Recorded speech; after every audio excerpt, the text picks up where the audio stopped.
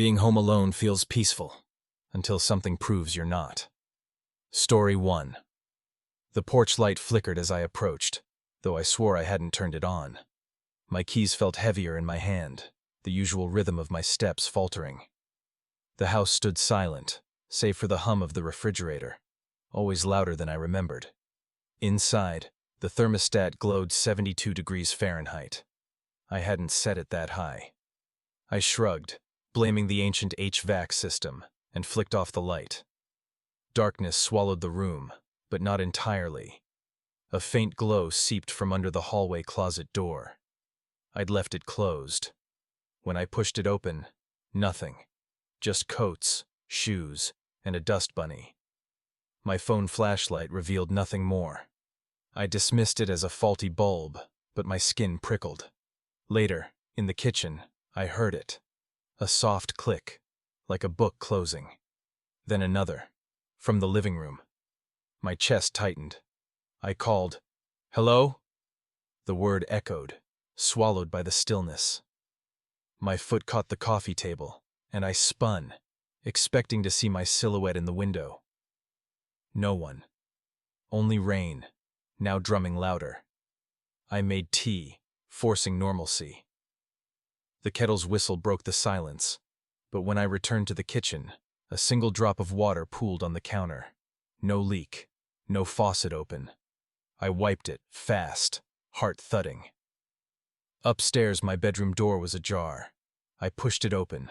No clothes moved, no shadows. Yet the window, closed seconds ago, now hung ajar. Wind tugged the curtains, though the weather app had said calm. I snapped it shut, locking it twice. By midnight, the television crackled on. I'd left it off. The static hissed, then a faint laugh, too soft to place. I muted it, turned away. The bathroom light stayed on downstairs.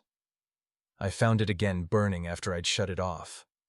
The mirror fogged with my breath, but smudged as if something had pressed its lips to the glass. At 1:47 a.m., I heard the floorboard creak. The one beneath the hallway. Then two slow thuds. Step. Step. Mirroring my own.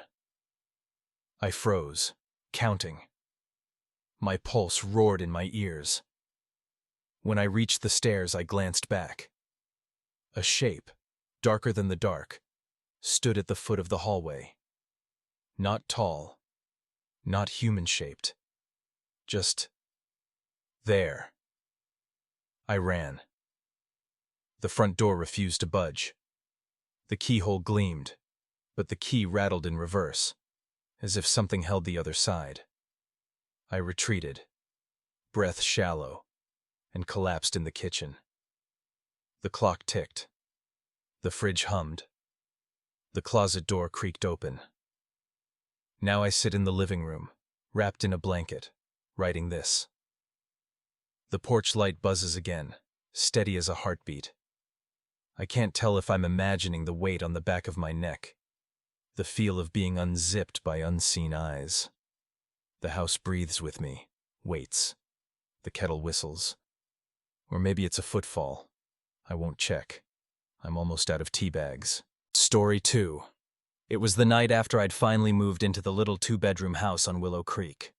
I'd spent the afternoon hauling boxes, setting up a new router, and arranging the old armchair by the window so the nightlight could spill soft amber onto the floorboards. By 9, the house settled into a quiet I could finally hear. The wind whispered through the dead elm outside, and the house, still new to me, creaked in a way that felt like an old friend settling in. I made tea, poured it into a chipped mug, and sank into the empty armchair. The TV was off. The only sound was the low hum of the refrigerator and the occasional distant bark of a dog across the street. I read a few pages of a novel, the words blurring as my eyes grew heavy. Somewhere in the kitchen, the faucet dripped a slow, steady plink-plink, a sound I'd come to recognize as the house's way of saying it was alive. At around midnight, I heard the floorboard in the hallway, just beyond the bedroom door, give a faint, deliberate creak, as if someone shifted weight onto it. I sat up, my heart thudding against my ribs. The house was quiet otherwise. The upstairs bedroom was still dark, and the hallway light was off. I told myself it was the house settling, but the sound repeated, a soft sigh of wood bending under something that wasn't me. I stood, the cold of the thin rug biting my feet, and walked toward the hallway. The door to the bedroom was ajar, though I remembered closing it. A sliver of darkness spilled out, and the wood beneath my shoes felt slightly warm, as if someone had stood there recently. I brushed my hand over the doorknob, cold as any ordinary night. No one was there. Returning to the living room, I noticed the armchair had shifted a half-inch to the left, its cushion indented where it hadn't been before. I glanced at the tea, now lukewarm, the steam long gone. The light from the night lamp flickered, casting a trembling shadow that stretched across the wall like a hand reaching out. I tried to rationalize. A stray cat slipped in through the cat door and brushed against the hallway floor. The wind rattled a loose board. Perhaps my mind was playing tricks after a day of moving. I turned on the kitchen light, and the bulb hummed faintly. Nothing unusual. Yet, as I passed the pantry, the door was slightly ajar, the shelf inside disturbed. A jar of peanut butter tipped over, its lid off by a fraction of an inch. I hadn't stored anything there yet. The pantry was still half empty. The house seemed to inhale, the air growing thicker. A low, almost inaudible whisper drifted from the upstairs bedroom, a syllable I couldn't make out. No? My breath caught. The whisper was not the wind. I climbed the stairs, each step groaning under my weight, and paused at the top, listening. Nothing but the ticking of the wall clock, its second hand moving in slow, steady ticks. I pushed the bedroom door open. Moonlight spilled across the floor, revealing an empty room, the bed neatly made, the window curtains drawn. Yet, on the nightstand lay a crumpled receipt I didn't recognize, dated tonight, with the name of a grocery store I'd never visited. My hands trembled as I lifted it. The ink was still fresh, the paper slightly warm. I didn't stay to investigate further. I fled back down, closed the bedroom door, and locked the front door, slipping the key into my pocket. I sat on the couch, knees drawn up, listening to the house settle around me. The creak in the hallway returned, slower now, as if someone, or something, was walking away. I never found out who or what had been there that night.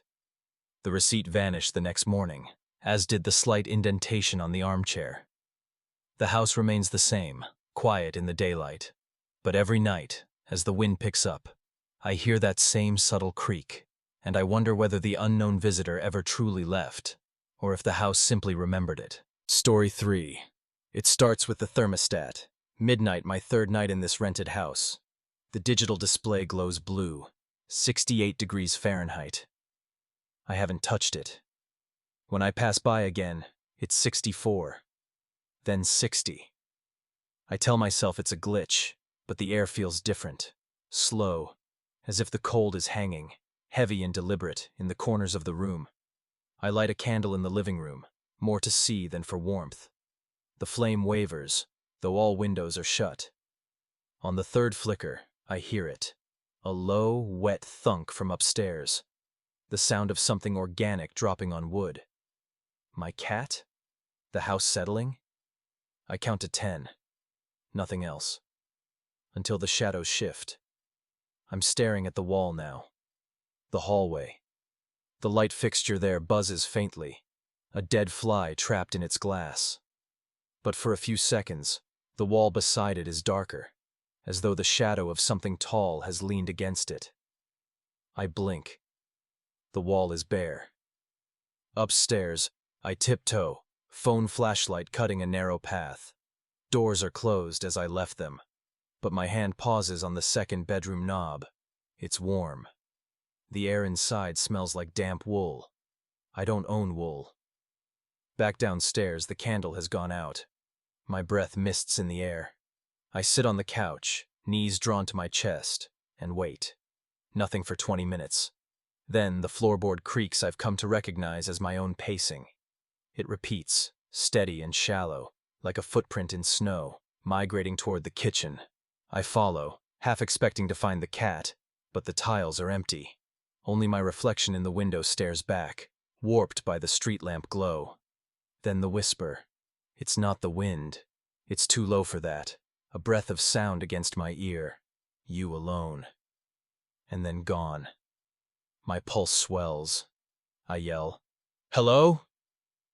The word echoes. Too loud. Too hollow. I stay up the rest of the night, pacing, drinking tea that goes cold in my hands. By dawn, the temperature normalizes. The thermostat reads 72. The house is still, but in the kitchen, the fridge door is ajar. I never left it open. Now it's tonight again. The same house, the same temperature.